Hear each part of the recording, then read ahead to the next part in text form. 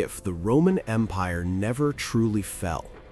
What if, while most of Europe believed Rome had vanished, one powerful city quietly kept its legacy alive for another 1,000 years? When people hear that the Roman Empire collapsed in 476 AD, they often imagine the story ending there. But history rarely ends so neatly.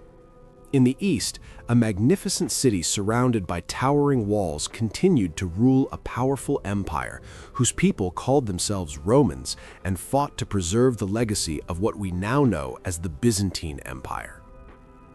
To understand how this empire emerged, we must go back to the 4th century and meet the Roman emperor who reshaped the entire Roman world. His name was Constantine the Great.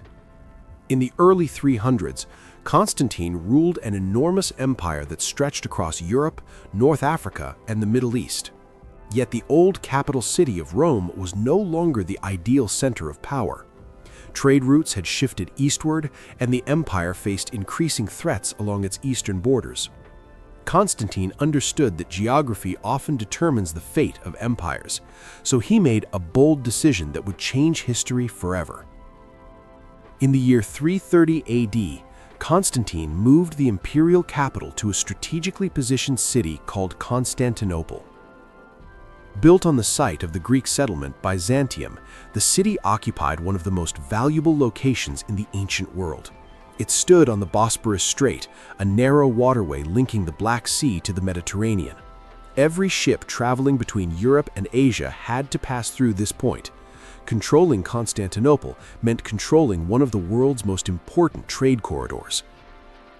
Within a few decades, the city transformed into one of the wealthiest and most influential urban centers on Earth. But here is where the story becomes truly fascinating. Just as Constantinople was rising to power, the western half of the Roman Empire was falling apart.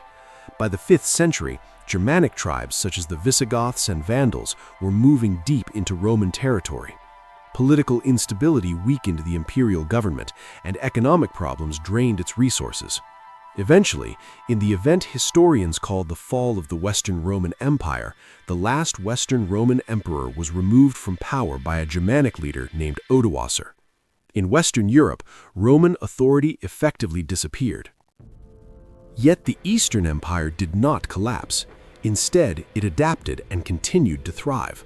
From Constantinople, emperors ruled a powerful state that preserved Roman administration, Roman law, and Roman military traditions.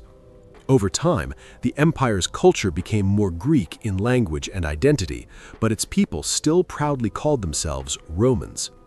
Historians later named this civilization the Byzantine Empire, but to its citizens, it was simply the continuation of Rome. The empire soon produced one of its most ambitious rulers, a man determined to restore Rome's lost glory. His name was Justinian I. When Justinian came to power in the 6th century, he believed the Roman Empire could once again dominate the Mediterranean. Under his leadership, Byzantine armies launched massive campaigns to reclaim former Roman territories. His brilliant general Belisarius defeated the Vandals in North Africa and later marched into Italy to battle the Ostrogoths. For a brief moment, it seemed as though the Roman Empire might rise again from the ashes. But Justinian's most lasting achievement was not conquest. Instead, it was law. He ordered the creation of a comprehensive legal system known as the Justinian Code. This massive project reorganized centuries of Roman law into a structured legal framework. Even today, many European legal traditions still reflect the influence of this remarkable legal reform. In other words, decisions made in Constantinople 1,500 years ago still shape modern legal systems. Yet even powerful emperors cannot control nature. In 541 AD, the Byzantine world faced a catastrophe that no army could defeat. A devastating pandemic, known as the Plague of Justinian, spread rapidly through cities and trade routes. Modern historians believe tens of millions of people died across Europe, North Africa, and the Middle East. Entire communities vanished, economies weakened, and the empire struggled to recover. Just as Byzantium tried to rebuild, new enemies appeared on its borders. For centuries, the empire had fought exhausting wars with the Persian Empire to the east. These conflicts drained resources and devastated entire regions. Then, in the 7th century, a powerful new force emerged from the Arabian Peninsula.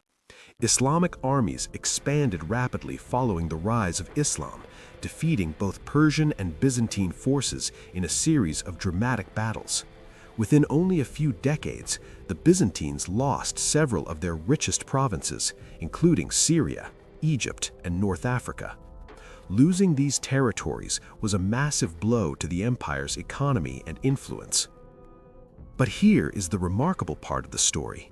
Even after these devastating losses, the Byzantine Empire survived. And the key to that survival was not simply military skill, it was engineering. Constantinople was protected by the legendary Theodosian walls, an enormous defensive system built in the 5th century. These massive stone walls stretched across the landward side of the city and included multiple defensive layers, towers, and trenches. For centuries, invading armies arrived at the city believing they could conquer it. Yet, again and again, those armies were forced to retreat. The Byzantines also possessed a terrifying technological advantage known as Greek fire. This mysterious substance could burn even on water, making it almost impossible for enemy sailors to escape once it was unleashed. Byzantine ships used it to launch flames across enemy fleets during naval battles, often turning the sea itself into a battlefield of fire. When Arab forces attempted to capture Constantinople in the 7th and 8th centuries, Greek fire played a decisive role in destroying enemy ships and saving the city. Contemporary accounts describe entire fleets retreating in panic as the burning liquid spread across the water. Few weapons in medieval warfare inspired as much fear, and the exact formula of Greek fire remained one of Byzantium's most closely guarded secrets. But Byzantium's importance was not limited to warfare. While much of Western Europe experienced political fragmentation during the early Middle Ages, Byzantine scholars continued studying ancient texts.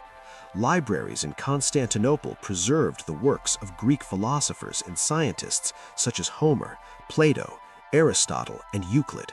Centuries later, these texts would help spark the intellectual revival known as the Renaissance. Without the Byzantine Empire, many of the ideas that shaped modern science and philosophy might have been lost forever. Despite its cultural achievements, the empire eventually faced one of the most shocking betrayals in medieval history. In 1204, during the Fourth Crusade, Western European crusaders attacked Constantinople itself. Originally, these crusaders had planned to fight Muslim powers in the Middle East. Instead, political conflicts and financial pressures led them to capture and loot the Byzantine capital. Churches were plundered, priceless artworks were stolen, and the city was placed under Crusader control. Although Byzantine forces eventually reclaimed Constantinople decades later, the damage to the empire was permanent. By the 14th century, a new rising power began to dominate the region. The Ottoman Empire gradually expanded across Anatolia and the Balkans, absorbing former Byzantine territories one by one.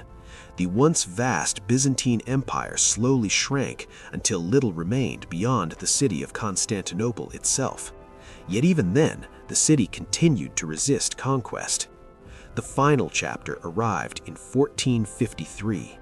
Ottoman Sultan Mehmed II launched a massive siege against Constantinople. This time, the attackers brought a powerful new technology that earlier armies had lacked: large gunpowder cannons capable of damaging even the strongest medieval walls. For weeks, Ottoman artillery bombarded the city's defenses. Eventually, the ancient walls that had protected Constantinople for centuries began to crumble. On May 29, 1453, Ottoman forces finally breached the city. The last Byzantine emperor, Constantine XI, reportedly died fighting during the final defense. After more than 11 centuries, the Byzantine Empire had come to an end. If you enjoy discovering the real stories behind ancient empires, forgotten wars, and the innovations that shaped our modern world, make sure to like the video and subscribe to the channel. There are many more incredible chapters of history waiting to be explored, and the next one might completely change how you see the past.